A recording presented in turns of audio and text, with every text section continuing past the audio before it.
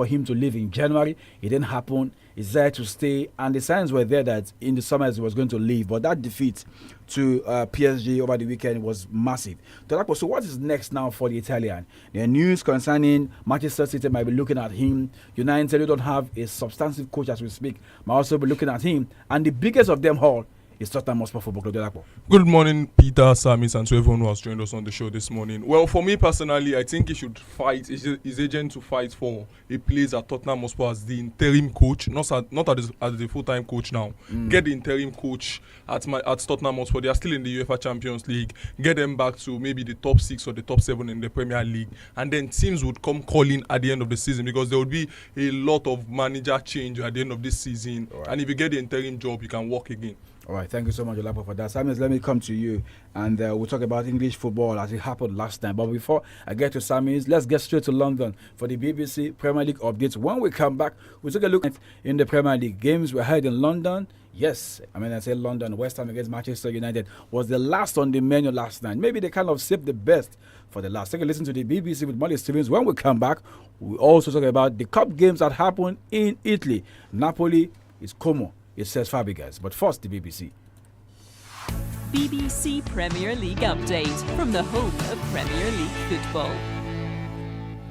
Hello, I'm Molly Stevens at the BBC Sports Centre. Well, with last-minute goals, comebacks and table movement, we're not short of storylines from Tuesday's Premier League action. We'll start with a game at the Tottenham Hotspur Stadium as Jacob Ramsey fired Newcastle United to a rare away win to give head coach Eddie Howe a timely boost and keep the pressure on Spurs manager Thomas Frank. The 2-1 scoreline means Newcastle move up to 10th in the Premier League. Spurs slip to 16th, just 2 places and 5 points above the relegation zone. The Tottenham boss reacted to the full-time boos from the home fans. Understand it's directed against me. That's the easiest way to do it. But I'm also 100% sure about it's a team effort. We're all aligned and know what needs to be done.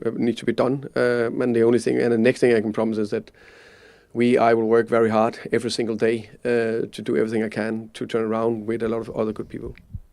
Benjamin Šeško struck deep into added time to preserve Michael Carrick's unbeaten start as Manchester United caretaker head coach, but deny West Ham a crucial win in their battle to avoid the drop. It finished 1-1 with the Hammers occupying the last relegation spot. Mourinho's winning run to begin his reign at Chelsea came to an end. The Blues threw away a 2-goal lead against Leeds United 2-2, while Bournemouth scored twice in quick succession to come from behind to win 2-1 against 10-man Everton, the Toffees missing a chance to go above Liverpool in the table. Well, with 5 more games to come on Wednesday, the Liverpool boss, Arne Slot, says they'll have to be close to perfection for the rest of the season if they're to qualify for the Champions League. 5th placed Chelsea are 5 points ahead, having played Manchester United another point further on. It's after the defending champions' 8th defeat of the campaign at the weekend and ahead of Wednesday's trip to Sunderland, who were unbeaten at home. The reverse fixture in December ended in a 1-1 draw. A draw feels as a loss at this club as well. So yeah, no, that's definitely not easy for them as well, because they know what the standards of Liverpool mean, and we are not performing to the standards of Liverpool at the moment. So they feel that disappointment, and we are so close every single game. Every game it feels as if we're going to win it, but it doesn't happen. Reality is that we don't perform to Liverpool standards. Well, also on Wednesday, Manchester City look to keep up the pressure on the league leaders Arsenal. They take on Fulham. 3rd placed Aston Villa play Brighton. Bottom club Wolves travel to strugglers Nottingham Forest. And Crystal Palace host Burnley. For more football news from the BBC, go to bbc.com/football. BBC Premier League update from the home of Premier League football. Thank you so much, Molly Stevens, for that. Here you have it, all comprehensive, delivered from the Premier League studio in London. So, Samis, let's quickly come back in terms of what we saw yesterday, some of the things we witnessed. Como beating Napoli, ended 1-1 after regulation time, went into shootouts.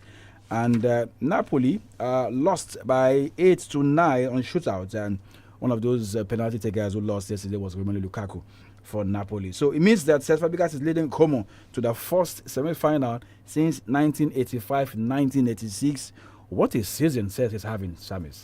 And definitely a great season for Cesc Fabregas. Is a second with Como, and also Como's second season that's in the top flight after so many years. And you can also count down to a consistency in which they've shown in the last few years, or last few years, yes, I would say, because last season, looking at that championship. Premiership campaign that's in Italy, they finished the season with that's 49 points from 38 games. And you look at this season, they are on the 41 point mark with 15 games left to play in the Italian Serie A. I see a side that have developed. I see a side that they are willing to get better in their gameplay and also overall in their ability to attract that beautiful football. But the fear now is at the end of the season, if they get everything they want, everything they need, everything that is staring them in the eye, hope they won't capitulate next season. All right, so there you have it in terms of one man doing well in Italian football, Cesc Fabregas. You know, the last few days I've been talking about managerial situations across European football. So I'll take you back to England, Samis. We're here talking about this, having this tough argument on Tuesday afternoon on Scoreboard Reloaded. And I mentioned the head coach of sports, Thomas Frank, lost yesterday. Again, you heard from the BBC. And the fans were not happy with that. 2-1 to Newcastle. Is there any assurance that he will be in charge of sports in the next 12 days when they play against Arsenal in the North London derby? It's quite difficult and unfortunate for Thomas Frank, who in his own books thought he got an elevation from Brentford to Tottenham Football Club. But you look at it also by the standard of things, Tottenham, they are better. But one thing has not worked in the favor of Tottenham Hotspur this season, and that's players' availability. We mentioned that yesterday. And yesterday, again, last night when they were playing against the Newcastle, we saw Odobert also leave the field of play injured. The determination is there for these players to win, but they don't have the right resources, enough resources. So the question still remains, Samis, is that do you see him taking charge of sports against Arsenal in 12 days' time? Well, I want to see him being in charge because from what we heard from the BBC, he said he still has the backing of that's the club side, the hierarchy of the club side. Yeah, right. So going by those words, I want to see Thomas Frank against let's say a club in which he supports. All right, so tonight, don't forget there will be Premier League games happening. Villa Park, we'll see Aston Villa play against Brighton. That will be for 8:30. Same time also in London, Palace will play against Burnley. Manchester City will be looking for another win tonight at home, this time against Fulham. We're coming from London. Nottingham Forest play against Wolves, and Sunderland will play against Liverpool. For Sunderland, they have not lost a game at the Stadium of Light. They want to have that light on again tonight.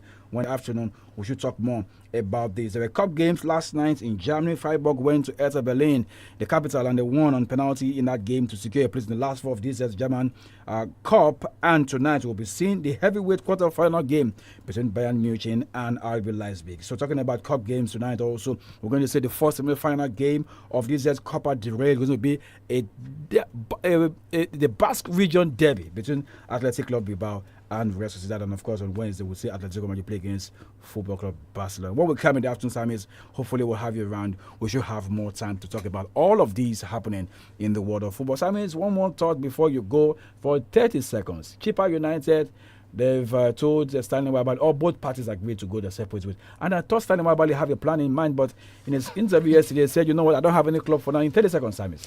Well, I think I made mention of this last week for the 29-year-old who joined us who left Nigeria football to South African football. Why leave a club side when you have nothing certain in the future? I think that's not the best for Stanley Wabali. But the good thing for Wabali is that he can walk into any club side. He doesn't need to wait till the summer for that to happen. Still on Africa, on Europe. Super Eagles goalkeeper, number one goalkeeper. All right, 32 FM, we're done for this morning. Not done in terms of what we have programmed for you, no. We're done for sport, but we'll be back for 3:30. And then when we come, we'll have more headlines to give to you. Coming up is Isheya